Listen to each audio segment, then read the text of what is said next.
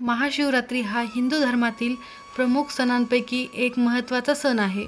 दरवर्षी फाल्गुन कृष्ण पक्षाच्या चतुर्दशी तिथीला महाशिवरात्री साजरी केली जाते. यंदा ही तिथी 26 फेब्रुवारी 2025 रोजी येत आहे.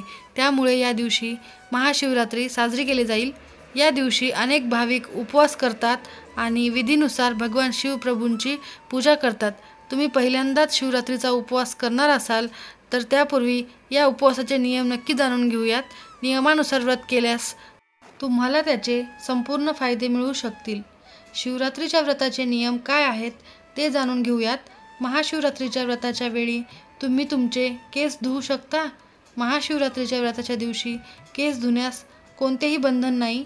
त्यामुळे तुम्ही स्वच्छ आंघोळ करण्यासोबतच कोणत्याही चिंतेशिवाय तुमचे केस धुवू शकता. पण जे लोक इतर कोणत्याही उपवासात केस धुणे टाळतात त्यांनी या दिवशी केस धुणे नक्कीच टाळावे. महाशिवरात्रीच्या दिवशी आपण बेलपत्र तोडू शकतो का? शास्त्रानुसार महाशिवरात्रीच्या दिवशी बेलपत्र तोडू नये.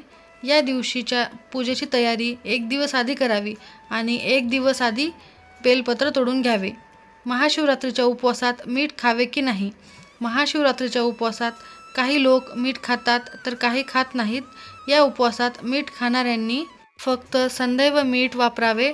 महाशिवरात्रीच्या उपवासात चहा किंवा कॉफी पिऊ शकतो का? महाशिवरात्रीच्या उपवासात चहा आणि कॉफीचे सेवन करता येते. चहा किंवा कॉफी बनवण्यासाठी वापरल्या जाणाऱ्या कोणत्याही वस्तूंना अन्नधान्य लागू नये याची खात्री करावी लागेल. महाशिवरात्रीच्या उपवासात गाजराचा हलवा खाऊ शकतो का? कोणत्याही उपवासात गाजराचा हलवा खाल्ला जात नाही. त्यामुळे महाशिवरात्रीच्या उपवासात गाजराचा हलवा खाऊ शकत नाहीत. महाशिवरात्रीच्या उपवासात आपण आईस्क्रीम खाऊ शकतो का? महाशिवरात्रीच्या उपवासात तुम्ही घरी दूध आणि केशर आईस्क्रीम बनवून खाऊ शकता, पण बाहेरून आलेले आईस्क्रीम खाऊ नये. मासिक पाळीच्या काळात शिवरात्रीचे व्रत करावे की नाही? महाशिवरात्रीच्या उपवासात तुमची मासिक पाळी आली असेल तरी तुम्ही उपवास ठेवू शकता, परंतु हे लक्षात ठेवले पाहिजे की कोणत्याही पूजेच्या साहित्याला स्पर्श करू नये किंवा स्वतःहून पूजा करू नये. पण तुम्ही पूजास्थळापासून दूर बसूनही पूजेमध्ये सहभागी होऊ शकता.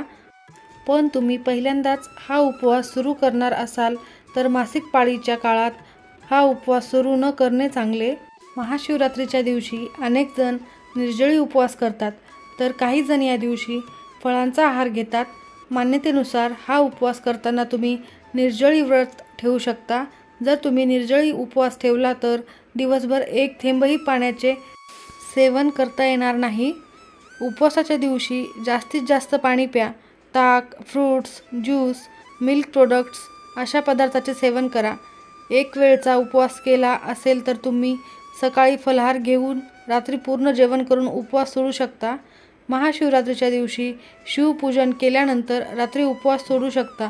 जर तुम्हाला तब्येतीची कसलेही त्रास असतील तर डॉक्टरांचा सल्ला घेऊन मगच उपवास करा, अन्यथा उपवास करणं टाळा. महाशिवरात्रीच्या उपवासाला काय खायचं आणि काय खाऊ नये हे आपण बघूयात. महाशिवरात्रीच्या उपवासात गहू, तांदूळ, डाळ, साधं मीठ या पदार्थाचे सेवन टाळा. या व्रताच्या दिवशी तुम्ही संदैव मीठाचे सेवन करू शकता. या दिवशी तुम्ही उपवास ठेवला नसेल तरीही पूर्णपणे शाकाहार करा. साबुदाण्याची खिचडी, शिंगाड्याचा हलवा, राजगिऱ्याचे पीठ, वरीचा भात, बटाट्याचा हलवा या पदार्थाचे सेवन करू शकता. जर तुम्ही दूध किंवा फळांवर उपवास करत असाल तर सफरचंद, केळी, कलिंगड या पदार्थाचे सेवन देखील करू शकता. उपवास सोडताना जास्त जड पदार्थांचे सेवन करणे टाळा.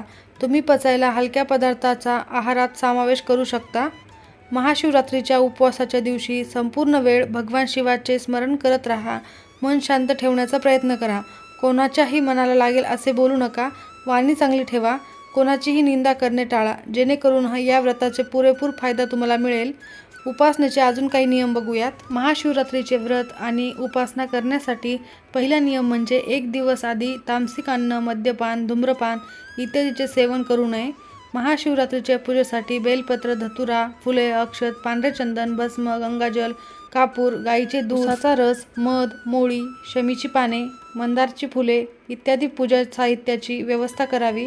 माता पार्वतीसाठी सौंदर्याचे सामान. महाशिवरात्रीला भगवान शंकराला नैवेद्य अर्पण करण्यासाठी थंड पदार्थ, मालपुवा, हलवा, लस्सी, मध इत्यादीची व्यवस्था करावी. महाशिवरात्री व्रताच्या दिवशी अन्न खाऊ नका, फळे खा. या दिवशी तुम्ही सूर्योदयापासून शिवाची पूजा करू शकता. महाशिवरात्री व्रताचा संपूर्ण दिवस झोपणे टाळावे. उपवासात झोपण्यास मनाई आहे. जेव्हा तुम्ही शिवलिंगाची प्रदक्षिणा करत असाल तेव्हा अर्धी प्रदक्षिणा करून परत या. शिवलिंगाची संपूर्ण प्रदक्षिणा निषिद्ध आहे.